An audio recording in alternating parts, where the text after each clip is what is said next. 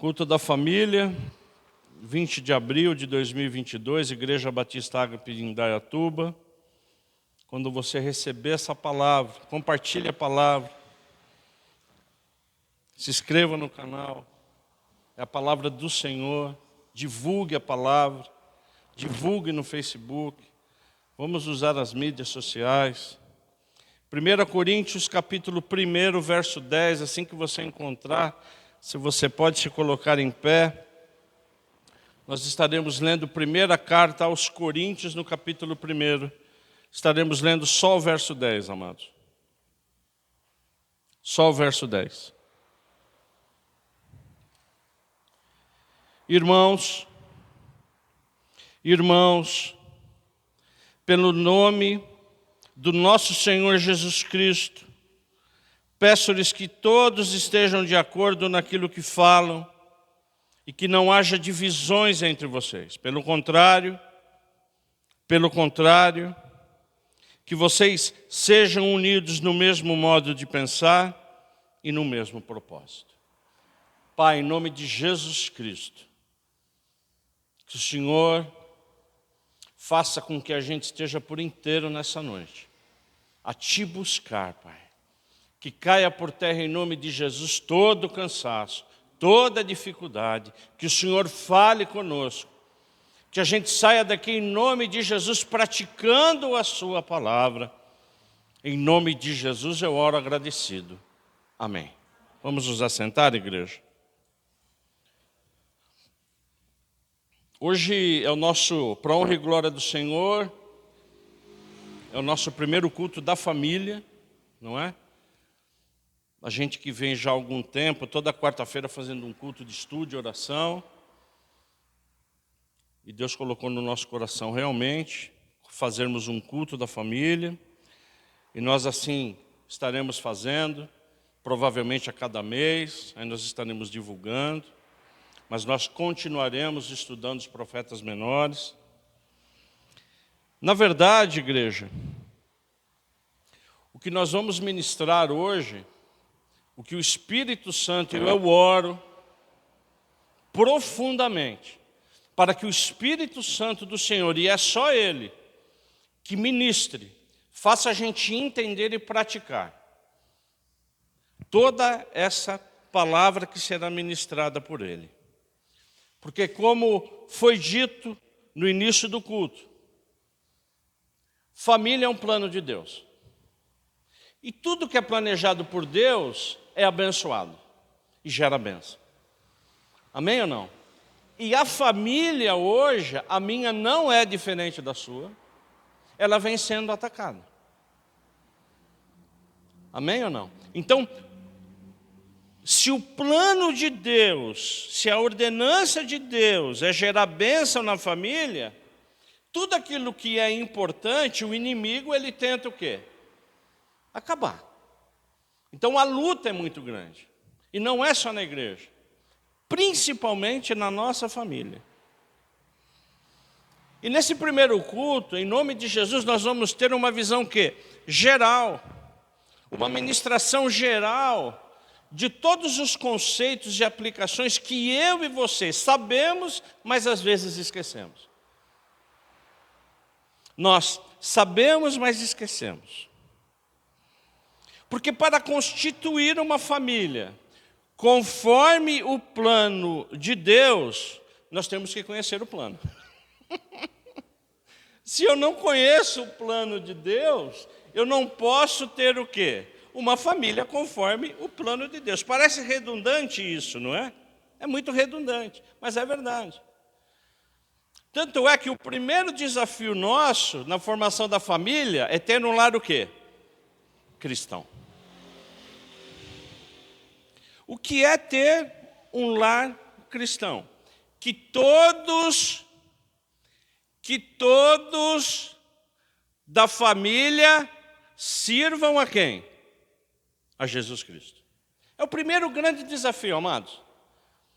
Se isso não acontecer, se a família ela não servir a Jesus Cristo, se ela não servir aos preceitos, se ela não servir à lei, se ela não seguir a lei, se ela não entender que Jesus é o Senhor e Salvador da vida dela, nós não temos o quê?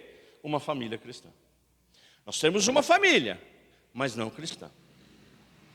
Então, é o primeiro grande desafio que eu e você temos. E é um grande desafio, ele não é um desafio pequeno.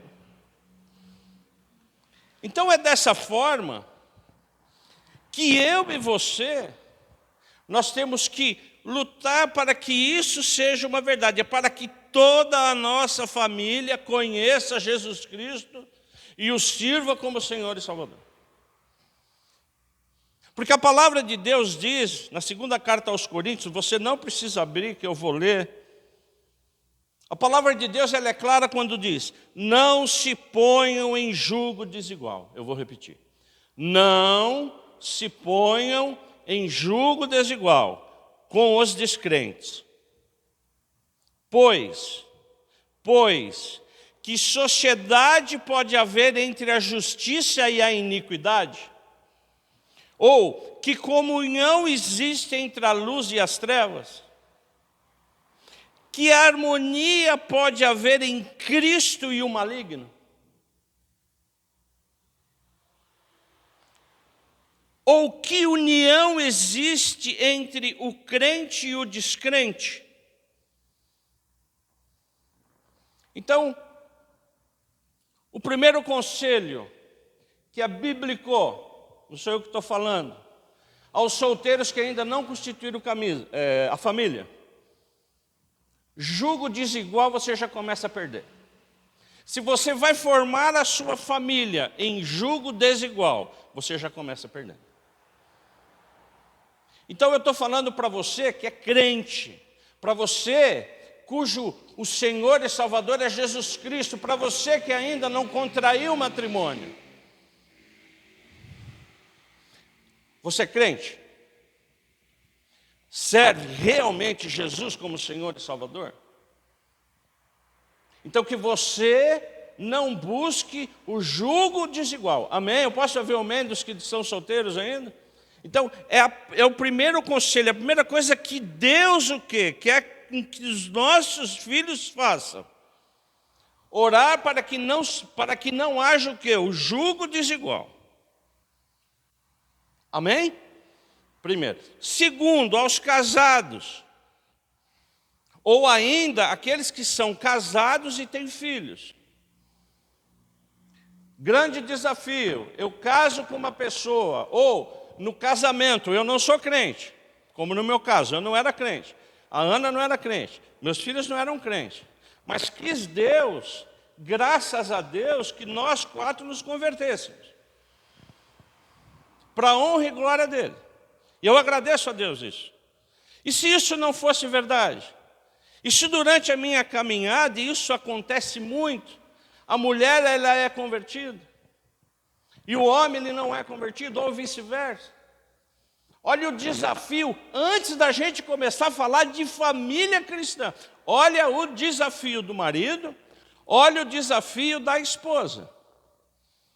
Agora, considere que esse casal sirva realmente a Jesus Cristo como Senhor e Salvador, só que os filhos não.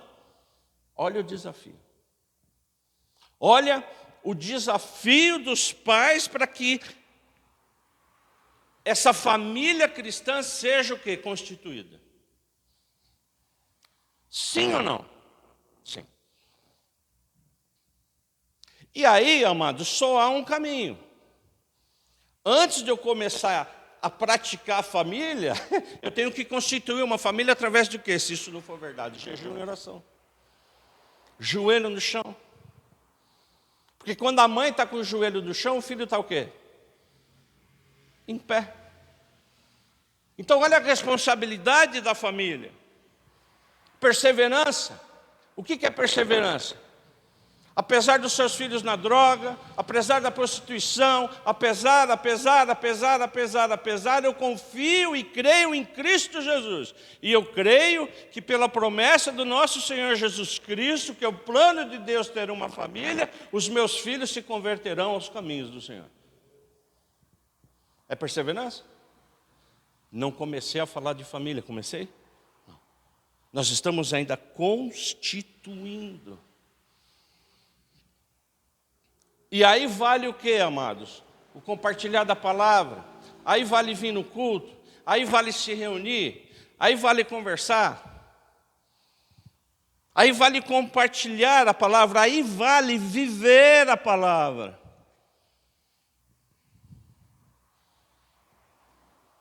Como é que eu vou converter a minha mulher se eu não vivo a palavra? Vou converter? Aquilo que eu faço, ele fala tão alto que aquilo que eu falo não tem importância.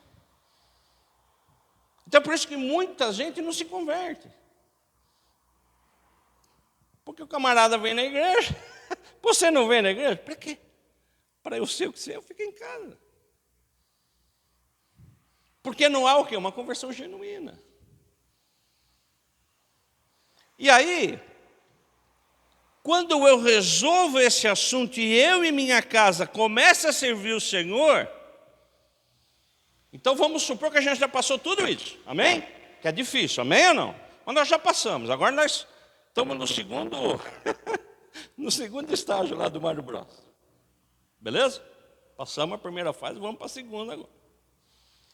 O desafio agora é conhecer e praticar o que? O plano de Deus. É praticar a vontade de Deus. Eu só consigo praticar aquilo que eu sei, aquilo que eu entendo. E é onde a igreja é importante, o ensino, sim ou não? A educação. Porque o lar cristão, o genuíno lar cristão, ele precisa saber que Deus é o cabeça. Que é cabeça de quem? De Jesus. Nós vimos isso, né? E Jesus é a cabeça de quem? Do homem. E o homem é a cabeça de quem? Da mulher. Quando isso não acontece na família, é o que, amados? Um desequilíbrio. Tem mulher querendo ser a cabeça do homem. Tem homem que não quer ser a cabeça da mulher. Ele não quer assumir a responsabilidade dele de sacerdote. Então esse lar que se diz cristão, ele se desequilibra, ele está desequilibrado. Mesmo sendo lar cristão. Então nós, como igreja, precisamos conhecer os nossos papéis. Homem e mulher, uma só carne. É fácil ou não? Levanta a mão quem é. Que é fácil praticar uma só carne entre marido e mulher. É difícil. Olha o desafio que nós temos mesmo estando no lar cristão. Pais respeitando filhos, a palavra de Deus diz, para que o pai não provoque ira nos filhos. Sim ou não? Quantas vezes eu provoquei ira em você? Muitas vezes, até hoje. Sim ou não? Sim. Pô, mas você é pastor? Sim, eu sou pastor. Às vezes eu erro. Eu provoco ira? Sim ou não? Pode falar. Sim. Você também, filha? Ela fez assim, ó, ela fez não vou jantar hoje se eu falar assim. E o contrário é verdadeiro também. A palavra de Deus diz para o pai, para o filho o quê? Obedecer a quem? O pai. Você sempre obedece o pai, não? Além de obedecer, tem o que aqui?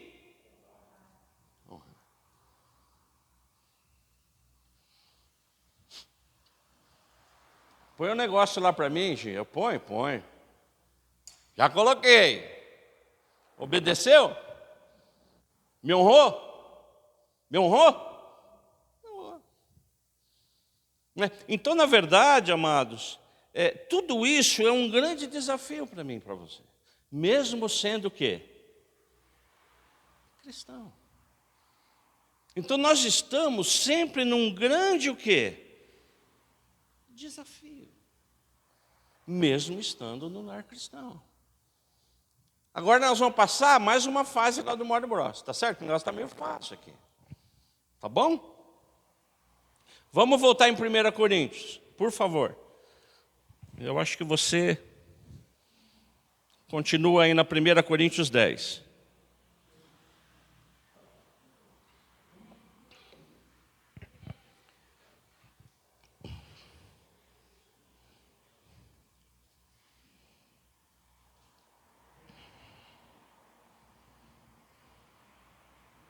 Vamos lá. Eu vou ler novamente, eu vou ler devagar para que a gente entenda. Porque depois que nós entendemos esses conceitos, agora a gente vai se aprofundar um pouco mais nesse verso que diz: Irmãos, pelo nome do nosso Senhor Jesus Cristo, peço-lhes que todos estejam de acordo naquilo que falam, e que não haja divisões entre vocês. Pelo contrário, que vocês sejam unidos no mesmo modo de pensar e no mesmo que, igreja? Propósito. Nós vamos trabalhar agora o que é estar de acordo naquilo que fala. O que é estar de acordo? Quando eu estou de acordo com a minha esposa, ou quando ela, vamos ao contrário aqui, certo? Não, eu estou aqui, está certo? O que é ela estar de acordo comigo? É ela entender e praticar. O que adianta ela estar de acordo comigo, se ela não entende e pratica? Eu só consigo estar de acordo com a Ana se eu ouço, entendo e concordo. Senão não há o quê? Não há acordo. A comunicação, ela deve o quê, amados? Ela deve acontecer. E às vezes, em casa, ela não é muito distorcida ou pouco distorcida? Pouco ou muito? Não, pode falar, é um culto, mas por favor. Então, ela é o quê? Muito distorcida. Porque quando eu falo, olha a implicação disso. Quando eu falo concordo, em nome de Jesus, se a gente entender só isso hoje, está bom.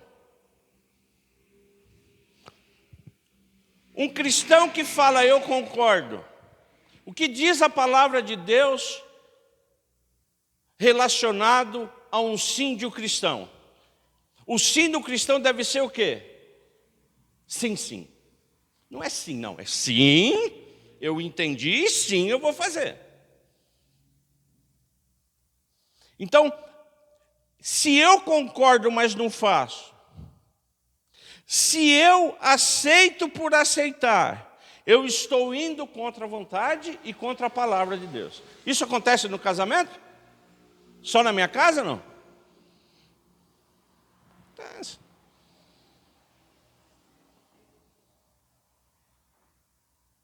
Ô Marco, João, dá para você fazer? Eu faço. Se eu faço, eu estou entendendo o que eu tenho que fazer. Mas se eu falei, não, eu faço e não faço? Isso gera o que em casa, igreja? Ruído. Porque você falou que ia fazer. E a palavra do cristão é sim, eu vou fazer. Eu tenho que fazer. Porque a palavra, não sou eu que estou falando. Sou eu que estou falando, Roseli? É a palavra que está falando. Então, um dos grandes ruídos que nós como família temos é esse. Segundo, a palavra do Senhor, continuando na primeira carta aos Coríntios 1:10, ela diz que para que a família, para que não haja divisões entre nós, para que eu e você, que a gente não se divida. Qual um dos principais motivos de divisão da família. Eu estou indo profundo agora porque eu vivo isso. Eu estou falando do que eu vivo. Amém ou não? Eu não estou? Eu estou falando do que eu vivo. Eu concordo que eu vou fazer. Só que é no meu tempo, não é no seu.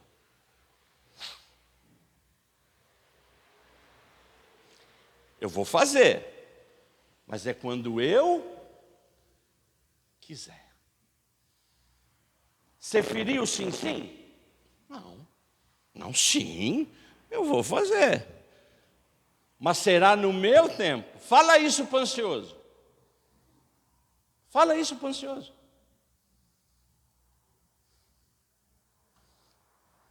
Você vai fazer? Faz. Não está feito? Você falou que ia fazer. Não, mas não é assim. Eu vou fazer, mas... Fala isso para uma pessoa. Fala isso para um lento.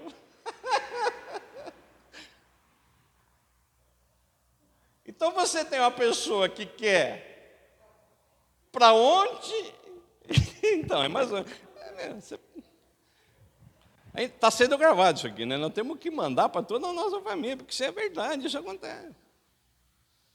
Aí você manda isso para um lento, que é você. Então, você também. É difícil ou não? É difícil ou não? Eu lembro a primeira vez que eu fui na sua casa fazer churrasco. Estava todo mundo lá conversando, na outra igreja ainda. Estava todo mundo lá conversando, tá? E estavam os homens lá. A gente ia fazer churrasco. Ok? Nós íamos lá acender o fogo, fazer tudo aquilo. A Roseli chegou, pôs fogo, e não sei o que. Foi Roseli, não, que temos que fazer, tal. Por que ela fez isso? Porque se nós deixássemos por Elias, a gente ia comer 6 horas da tarde. A gente ia comer. Estou mentindo ou não?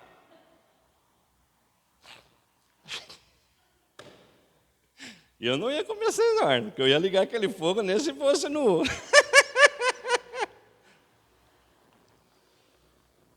É por isso que algumas empresas, eu trabalhei muito em fábrica, se você já trabalhou em fábrica, você vai saber o que eu vou falar, é que existe lá na manutenção uma sigla chamada GUT. Alguém já viu na manutenção?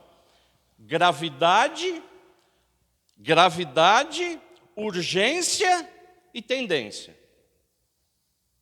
Então o camarada chega desesperado lá para o cara da manutenção, o cara da manutenção pergunta, de 1 a 10, é grave ou não é? Pô, é grave, o negócio da máquina está parada.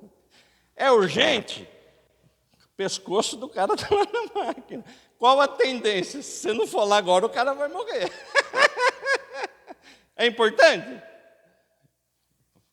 A manutenção inteira toda vai lá. Por quê? Porque esse GUT, a gravidade, urgência e tendência do equipamento, eu tô colocando isso aqui para ficar um pouco mais, né, didático, para a gente entender. Agora, você fala, pô, eu vou ter que fazer isso, qual a gravidade? Não, a gravidade é 5. E a urgência? Pode ser daqui a 3 dias. E a tendência? Se você não fizer, não vai dar nada. Então depois eu faço. Não, eu quero que você faça agora. Dá ruína ou não? Só na minha casa? Então, amados, eu e você, nós como família, nós só conseguimos ter essa harmonia e cumprir todos esses papéis com a presença do Espírito Santo. Porque além de tudo isso, nós somos atacados. Além de tudo isso, nós somos provados. Porque a palavra continua falando que nós devemos estar unidos no mesmo modo de pensar. Amados, você pega esse verso aqui e começa a torcer e isso dá uma sopa. Então, você percebe que o negócio ele vai ficando um pouquinho mais complicado. Unidos no mesmo modo que pensar. O que é isso? Isso nós estamos falando de quê? De objetivos, de propósitos. Sim ou não? Então a família, ela tem que ter o quê? Uma finalidade, um propósito, um objetivo. Porque senão eu não consigo pensar como a Ana. Eu não consigo pensar como o Giovanni, eu não consigo pensar como a Laura, e eles não conseguem pensar comigo. Que é o último estágio, é uma das coisas mais difíceis na família, é que eu e você, que a nossa família, o quê? Se entenda no mesmo modo de pensar. Por quê? Porque cada um de nós temos o quê? Propósitos diferentes, sim ou não? Por exemplo, o meu propósito hoje, eu estou fazendo quase 60 anos, já sou aposentado. Estava falando hoje com a Roseli, que hoje foi um dia terrível para mim. Então, o meu propósito, daqui a um pouquinho, já é o quê? Já ir parando. Está certo? Esse é o meu propósito. Qual é o propósito da Ana? Da minha esposa? É se curar. Amém ou não? Sim ou não? Sim ou não? É se curar. Qual é o propósito do Giovanni? Nós estamos orando por ele toda quarta-feira. Estágio, terminar, né? O TCC é estágio. A Laurinha, o que nós estamos orando? Para passar no vestibular de medicina. A Renatinha, nós estamos orando para quê? Para que ela seja efetiva, está fazendo direito. Então, isso são propósitos e objetivos o quê? Individuais. Que um tem que se apoiar no outro para quê? Para que esses objetivos sejam alcançados. Agora, existe o quê? O objetivo da família. Qual é? Eu e minha casa serviremos ao Senhor. Sim ou não? Então, qual é o mesmo modo de pensar da família? Buscar a unidade de Cristo. Independente dos propósitos individuais que nós temos. É fácil isso? Não é.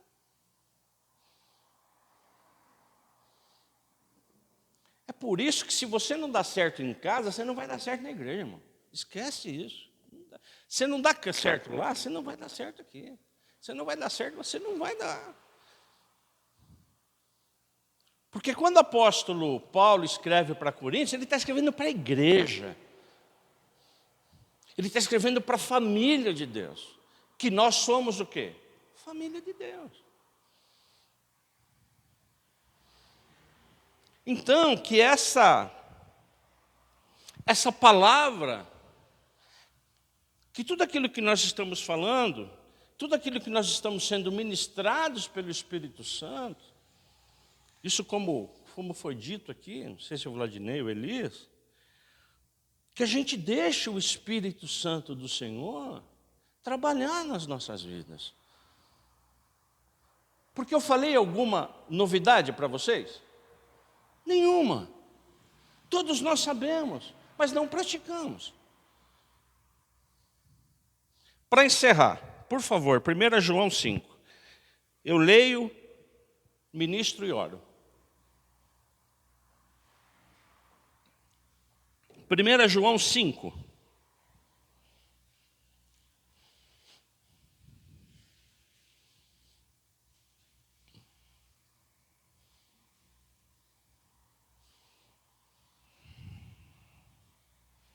Primeira João 5,14, amados. Eu vou ler, ministrar e oramos.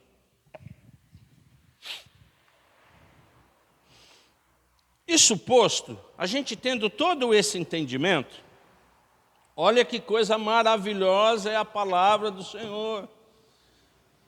Olha como ela nos ensina, como ela vai fechando, como ela nos dá entendimento. 1 João 5,14. E todos abriram? Quero ler. Todos abriram? E esta é a confiança que temos para com Ele, que se pedirmos alguma coisa segundo a sua vontade, Ele nos ouve. Eu vou repetir. E essa é a confiança que temos para com Ele, que se pedirmos alguma coisa segundo a sua vontade, Ele nos ouve. Qual é a vontade dele, igreja? Para que eu e a minha casa o quê? Sirvamos ao Senhor, para que a gente esteja o quê? Em unidade, para que a gente tenha força, para que a gente entenda. A grande dificuldade que nós temos qual é? É essa. Agora, onde está o segredo? É pedir. Se é um plano de Deus, Ele vai te dar, irmão. Amém ou não? Ele vai te dar, porque é um plano dele, está escrito que Ele vai dar. A última coisa que a gente faz, o que é? É orar. A gente quer fazer na força. Amém ou não? É só eu que faço isso? Não, eu quero fazer na força, na pancada. Na pancada não sai. Pancada sai o quê? Dissensão, sai briga. Isso está sendo servindo para mim, serve para mim essa palavra, irmão. Porque nós erramos muito. Então, em nome de Jesus, eu espero que a cada mês, depois eu vou conversar com a Ana, né, para ver, com o Vladinei, com a Elisa, enfim. Porque é importante a gente, pelo menos uma vez por mês, ter essa visão, ter essa ministração do Espírito Santo. Porque às vezes a gente entra no automático e a gente não para analisar a nossa vida. Para analisar o quê? O nosso comportamento. E eu não estou falando isso para mim, eu estou falando isso para mim, para minha esposa e para os meus filhos, porque cada um tem responsabilidade. Porque todos nós somos cristãos, então a responsabilidade não é só minha. A responsabilidade é da Ana também. A responsabilidade é do Giovanni também. A responsabilidade é da Laurinha também. Como a responsabilidade é de cada um de vocês. E o grande segredo qual é? Ô Senhor, estou te pedindo, dá união, dá força, dá fé, dá esperança. Agora, como é que o homem ora? Como é que a mulher ora? Ô pai, muda ele. Vai mudar? Não vai mudar, irmão. Adianta eu ajoelhar aqui, pô, muda a Ana. Deus vai olhar assim. Entendeu nada. E a gente quer que muda, mas não muda. Por quê? Porque não muda. E aí a gente vai se frustrando, eles vão se frustrando, a nossa família vai se frustrando. Não é? Aí a gente pensa que a igreja não vai mais na igreja, aí o negócio vai embora. Aí vai embora. Aí é o pastor, aí é o irmão, aí não sei o quê, né? O negócio, a história a gente já conhece, irmão. Né? A história não Que Deus tenha falado conosco. Que Ele tenha ministrado realmente conosco. Né? Que o Espírito Santo realmente brade no nosso coração. Que Ele nos ajude, porque nós vamos orar para isso agora.